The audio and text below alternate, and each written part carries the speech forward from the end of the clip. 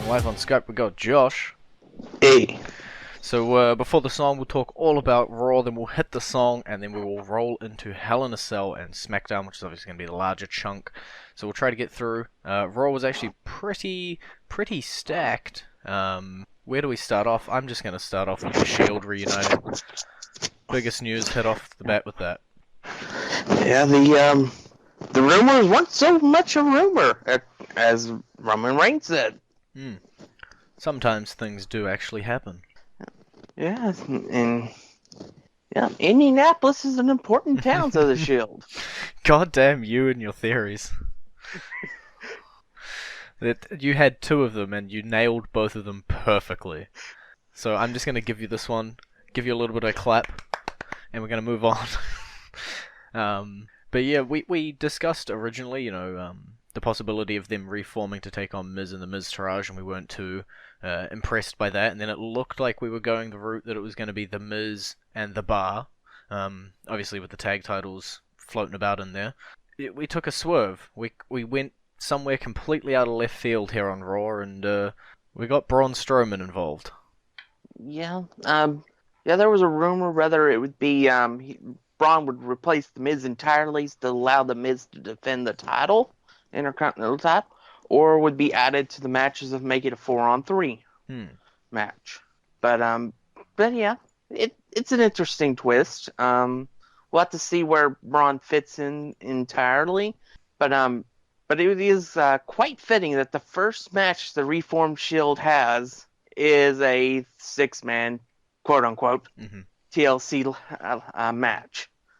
Where's the connection here? What are you alluding to? Well, considering their first match was a 6-man TLC match. What do you think of their chances of walking out the winners in this one, though? Because they got some big opponent. Yeah, I will say 70% chance of winning. Okay. I would have said 90 if Braun wasn't in the match. Oh, yeah, I would have said 100 if Braun wasn't in the match. I feel like, Braun has already proven he can go one-on-one with Roman. I feel like that takes both of them out of the equation. And then the Bar can go one-on-one with Ambrose and Rollins. You got the Miz left over. The numbers aren't in the Shield's favor in terms of strength, in terms of pure numbers. Everything points the way of the other team, except maybe teamwork. Yeah, and Braun's a wild card, too, because of him not really being a team with anybody since he left Wyatt family. True. So the match just ends with Braun standing over 6 bodies strewn about the ring? Entirely possible. He may wipe everybody out and then walk away. True. And at which point, then the Shield wins. Yeah. Yeah, as you said, Braun, wild card, it's definitely the X factor here. I think it's what this match needed, just a little bit of what the hell's going to happen sort of feeling with it. And it gives Braun Strowman something to do. He's not just going to float about in space waiting around. We're looking now, Fatal 4-Way match between the Women of Raw. We got Bayley, we got Sasha, we got Dana, we got Emma, and we went for a dig around the closet and found a 5th competitor. And the winner's prize for the apparently nobody even, they did an elimination match with anybody actually knowing that it was going to be an elimination match because everybody was so confused when the pins started falling. Yeah. Somebody said they were going to get sick because Alicia Fox pinned Bayley, and I'm like, just wait until Emma pins Sasha. And then Emma pinned Sasha to win the match. Do you really want to win this match, though? It's really just earning the right to be killed by Asuka. Yep. And I told you that Emma would be fed to Asuka. I don't believe you. Emma's going to have some offense here. It's going to be a strong back and forth match, with Emma having the potential to win. It's going to be a 1 to 2 minute match, and she's going to get absolutely blasted. No. There'll be some offense. She'll get like one slap in at the start of the match. And that's probably it. But yeah, Emma, you didn't want to win that. Of all matches, you really didn't want to win that one. If we look now, Bray Wyatt, Finn Balor, they're going to be stuck around together for a little bit longer. We got our reveal of Sister Abigail. A little underwhelming, but as expected. Actually, I like the idea. Okay. Um, it's more of a demonic presence. Um, gives it it's a little bit different, and and while it's not in a physical embodiment, that doesn't mean that it can't occur later on. Hmm. Um, because it is a possession. True. Um, and So we just need a but vessel to come along later on and yeah, she'll just possess that guy. that's that's entirely possible. But it was, to me, a physical embodiment logically was never going to work unless they went this route. Hmm. Because they've always said she's dead, she's dead, Yeah. she's dead. So logically, it wouldn't work unless they were going to sit a girl down and put hours and hours and hours of makeup on her every single show to make her look like a zombie. You're talking about logic here, where there's a dude who claims to be a demon king going up against a crazy cult leader who has no cult anymore that's now being taken over by some dead nun whose ashes got burnt by a snake man. Let's not get into logic. Who also has a god complex. Of course. But yeah, it definitely adds a facet here. Do I think Bray will eventually pick up a win? No. Do I ever think Bray will pick up a win? No. That's just the reality of Bray Wyatt. I liked how they mixed the voices though when they did the promo. Hmm. It made it sound more sinister. Yeah. It definitely added atmosphere to it. And that's what you need when you're going to do something like that, where it's a little bit insane. You need just that little bit of backup there to be like, and now it's creepy as well. It definitely adds to the illusion, is the word I'll use there. Our last point of Raw before we got to jump off. Enzo was the Cruiserweight champion. Now we got Kalisto. Yeah, I'm okay with this.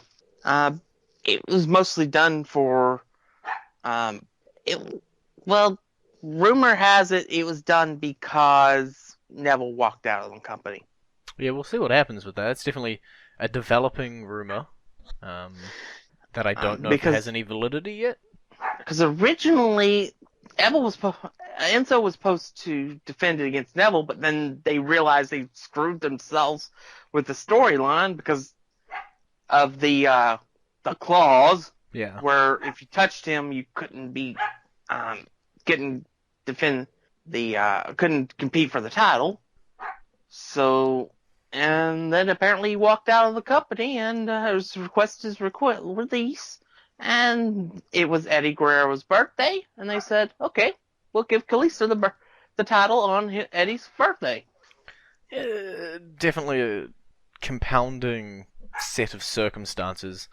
I'm not sure how much of the Neville... there's been differing reports on what the Neville situation is, on whether he walked out of the company and requested his release, or if he just got hot-headed and walked out on Raw. Technically two different things. Both may mean his career with the WWE's coming short soon, or it could have just been a case of something small happening and everything getting blown up a little bit. We'll have to wait and see for the coming weeks. But all that matters, at least for now, is that Kalisto is champion, and the clause is completely null and void, and we can see what's going to happen next with the Cruiserweight division, but Kalisto's at least where he belonged for a little while. Yeah, Enzo has found himself a friend in the Cruiserweight division. If you watch 205 Live, Yeah.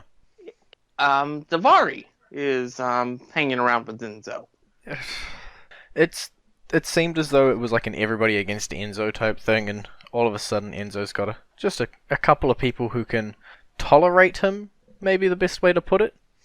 We'll see what happens in terms of that. I don't know where the Cruiserweights are going in the near future or not, but Enzo and Daivari, Kalisto, Neville potentially heading out, Gallagher just turned. We'll wait and see. But for now, we will go into our entrance theme. It's Baron Corbin's theme, for no particular reason, since we haven't talked about Hell in a Cell yet. No reason.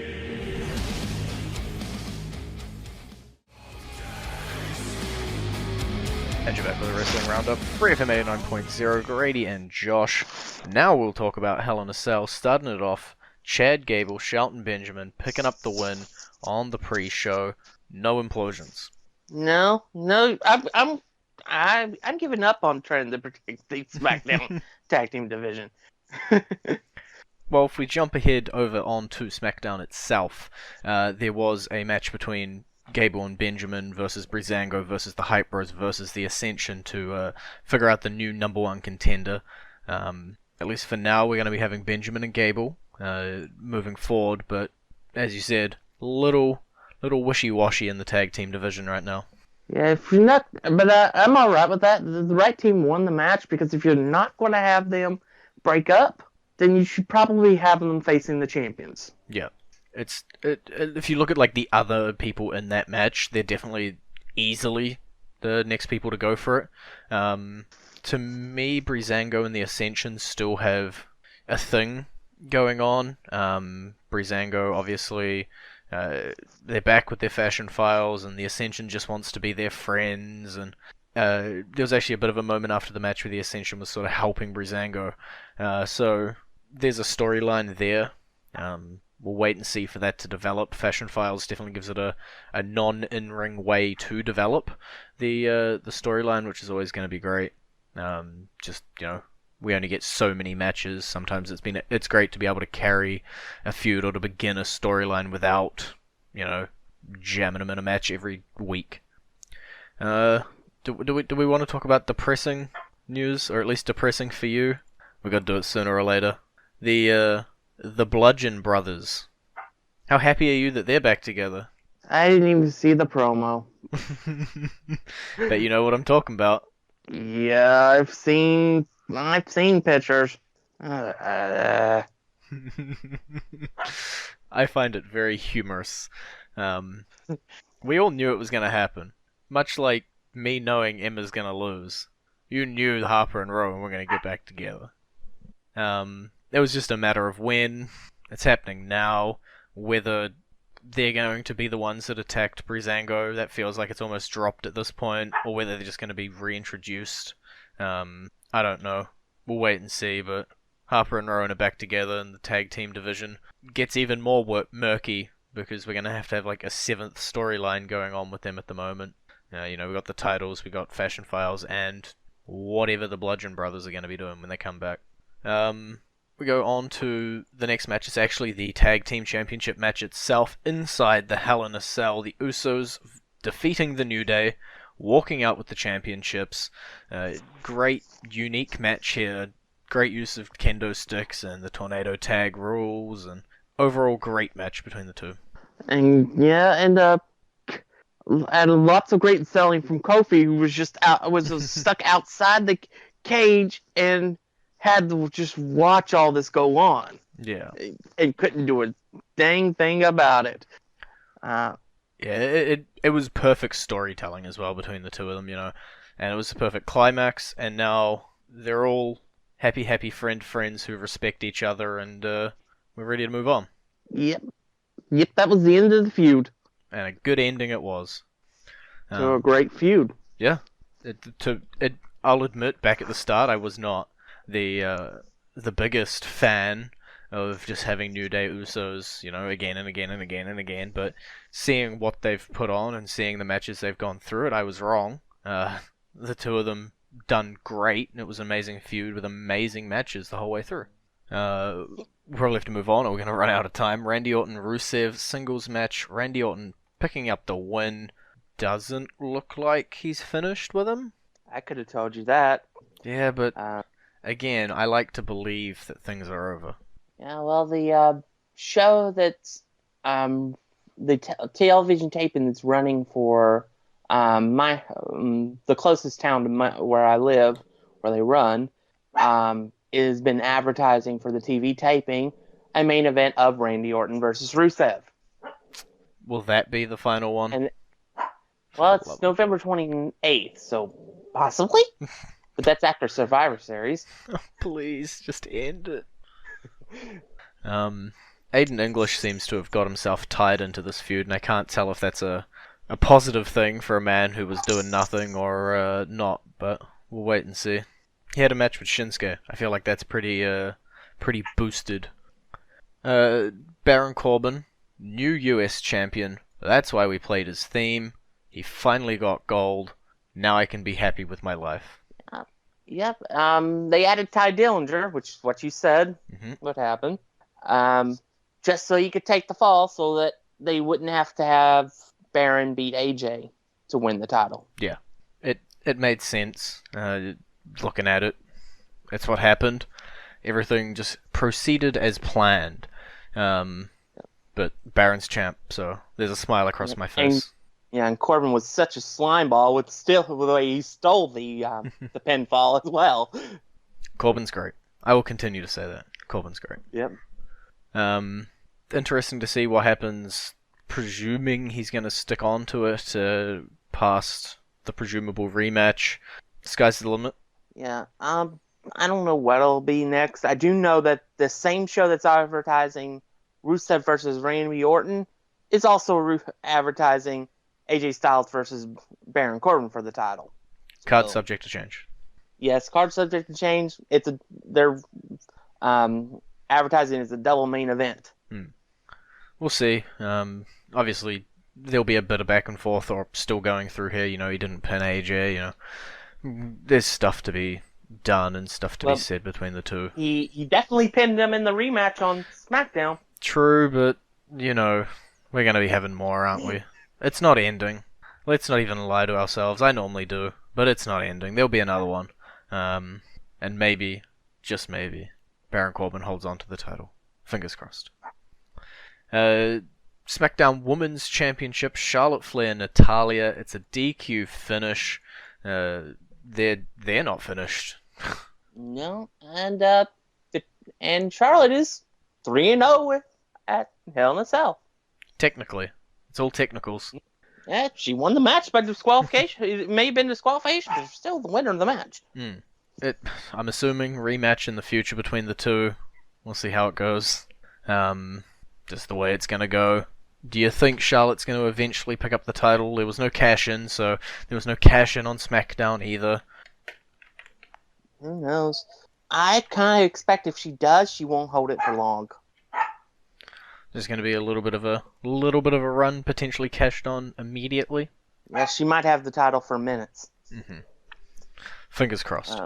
I want to see that cash in sooner rather than later. But then Charlotte would be the first woman to have held the NXT Women's Championship, the Divas Championship, the WWE Women's Championship, the Raw Women's Championship, and the SmackDown Women's Championship. That's a lot of championships. That are all essentially the same thing, but just with different names. Except the NXT one. But yeah, we'll see what happens in the future. She's gonna win it before the day's out, or before the year's out, I gotta think. It's coming, but so's the cash-in. Jinder Mahal, he beat Shinsuke. It didn't happen. We're waiting a little bit longer. I told you the date. I think it will happen. Yep. December 17th. That'll be Clash of the Champions, which I'm expecting will be a pay-per-view. And it'll be the week right after they come back from India. I'm now going to blindly follow what the internet said, and it wasn't even a rumor. It's just that would be cool to have. And I'm going to go with Kofi Kingston challenging Jinder Mahal for the title next. Shinsuke's going to drop off the radar, and we're going to get Kofi. That's possible, I guess, as a stopgap. But I know I'm almost 100% sure of who will take the title off of Jinder Mahal.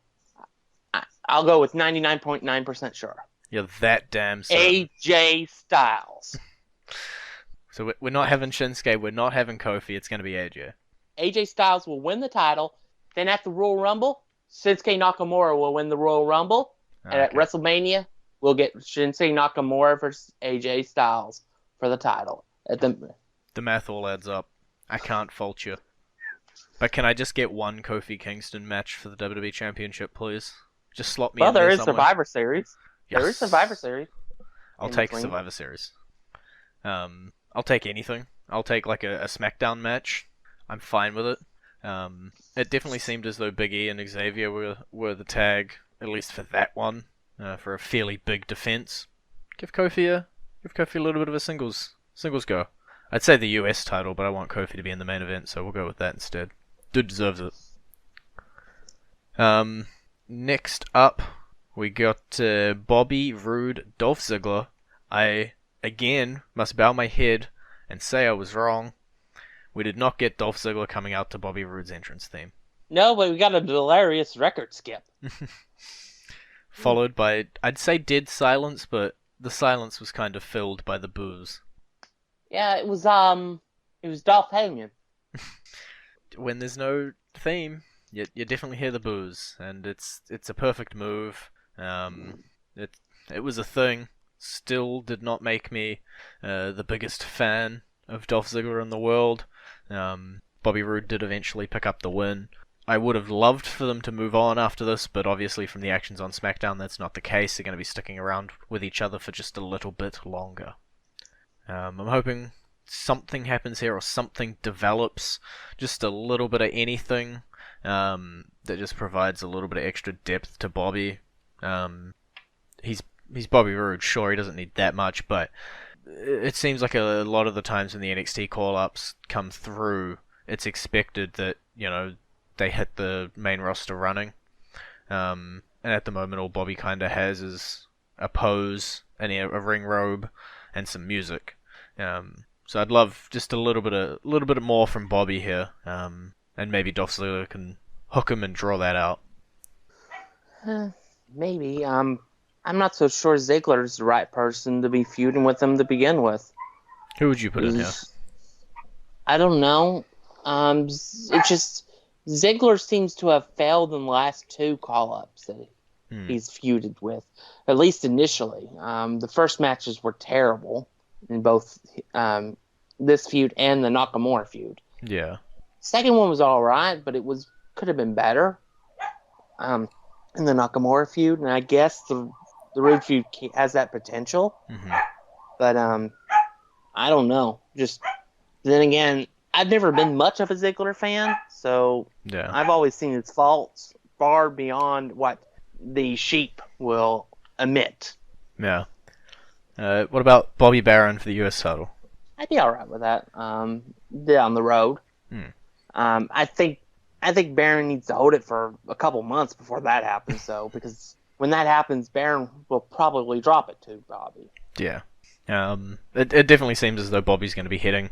I guess you can say that with most people nowadays. They're heading towards something big, and I don't think this thing with Dolph is something big. I think there's something more on the horizon. We just got to get there.